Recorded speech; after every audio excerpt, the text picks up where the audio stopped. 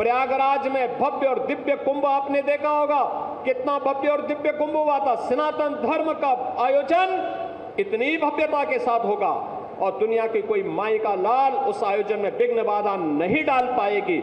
यह भी हमारा संकल्प था। पूज्य संतों के आशीर्वाद से कार्यक्रम पूरी भव्यता के साथ आयोजन संपन्न हुआ। इतने लोग कभी नहीं आए थे कुंभ में।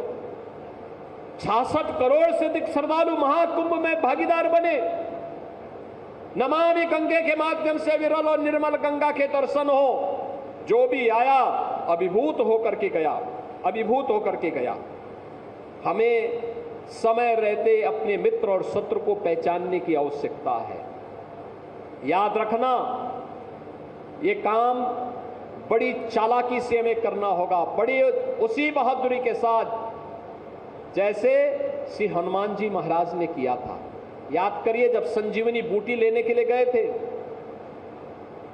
विघ्न बाधाएं उनके सामने आएंगी और कालनेमी भी सामने आ गया था। पहचान गए हनुमान जी महाराज और कालनेमी को उसकी गति को भेजते हुए उन्होंने संजीवनी बूटी को लेकर के लक्ष्मण जी महाराज की प्राणों की रक्षा की थी। याद करना, छद्म रूप से छुपे हुए उन लोगों से हम सावधान हो जो सनातन धर्म के मार्ग में बाधक हैं, सनातन धर्म के विकास में बाधक हैं, सनातन धर्म के मार्ग में अवरोध खड़ा करते हैं और भारत की सुरक्षा में सेंध लगाने का काम कर रहे हैं। उन लोगों को हम चिन्हित करें, सरकार को बताएं, स्थानीय स्तर पर प्रशासन को अवगत कराएं। एक पक्ष या दूसरा धर्मस्थलों का भव्य स्वरूप होना चाहिए। जैसे भव्य स्वरूप, अभी जैसे ही हम लोग इस सभागार में प्रवेश कर रहे थे, ऊपर मैं देख रहा था हनुमान जी महाराज की कितनी भव्य प्रतिमा लगी हुई है, कितनी भव्य प्रतिमा। जो आएगा बाहर का दर्शन करते ही भूत हो जाएगा।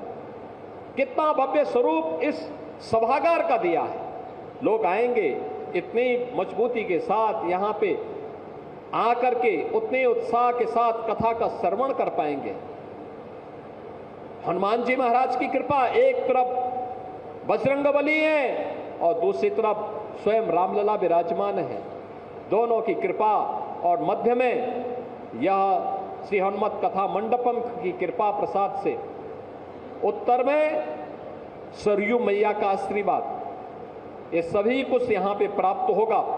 इस त्रिवेणी को इस श्री हनुमत कथा मंडपम के माध्यम से आज यहां पे प्रस्तुत करने का जो कार्य हुआ है, इसका लोकार्पण का जो कार्यक्रम हुआ है, मैं इसके लिए गद्दी नसीन जी को, सभी पट्टियों के श्री महंत को,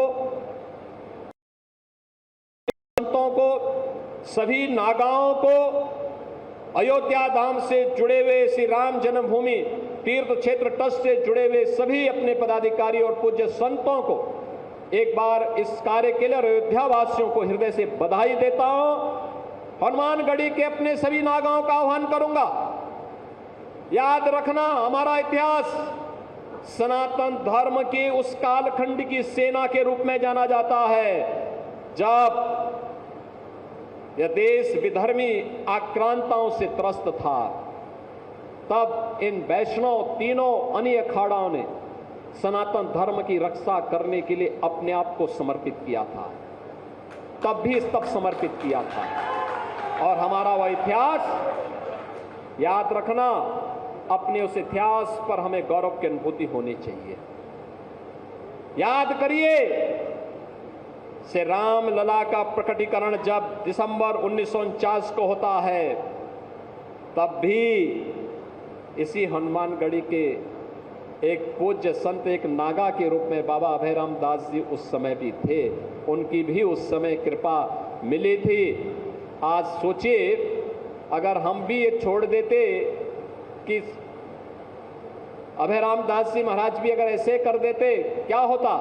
छोड़ देते सबके भरोसे कि चलो जाने दीजिए, मेरा क्या जा रहा है। क्या ये भव्य स्वरूप राम जन्मभूमि का हमें देखने को मिलता? क्या हम लोग इस रूप में देखने को मिलता? लेकिन नहीं, वह लड़ाई लड़ी गई। सोचिए उस कार्यक्रम को किस मजबूती के साथ दिगंबर अखाड़ा के हमारे श्री महंत पूज्य रामचंद्र परमहंस दास जी महाराज लगातार उसके लिए जूझते रहे। सरदेव अशोक सिंघल जी विश्व हिंदू परिषद के हमारे अंतर्राष्ट्रीय कार्यकारी अध्यक्ष के रूप में लगातार जिनका पूरा जीवन सनातन धर्म और राम जन्मभूमि के लिए समर्पित था, मेरे पूज्य गुरुदेव पूज्य महंत अवेद्यनाथ जी महाराज आज इन सभी पूज्य संतों की, इन सभी हुतात्माओं की, इन सभी पवित्र आत्माएं जहां कहीं भी होंगी, अयोध्या के वैभव को देख करके निश्चित ही उनकी आत्मा में संतुष्टि का अनुभव हो रहा होगा कि चलिए अयोध्या हमारे संघर्षों की, पूज्य संतों के संघर्षों की जो एक गाथा है, आज वह उस वैभव को प्राप्त कर रही है जिसका वह हकदार थी। और वह हकदार अयोध्या में आज हम सबको इस रूप में देखने को मिलता है। अयोध्या बदली तो हनुमानगढ़ी ने भी संकल्प लिया कि हम भी इस मार्ग के पथिक बन करके भव्य स्वरूप बना करके दिखाएंगे। ये सिहनमत कथा मंडप उसका एक भव्य रूप हम सबके सामने प्रस्तुत कर रहा है।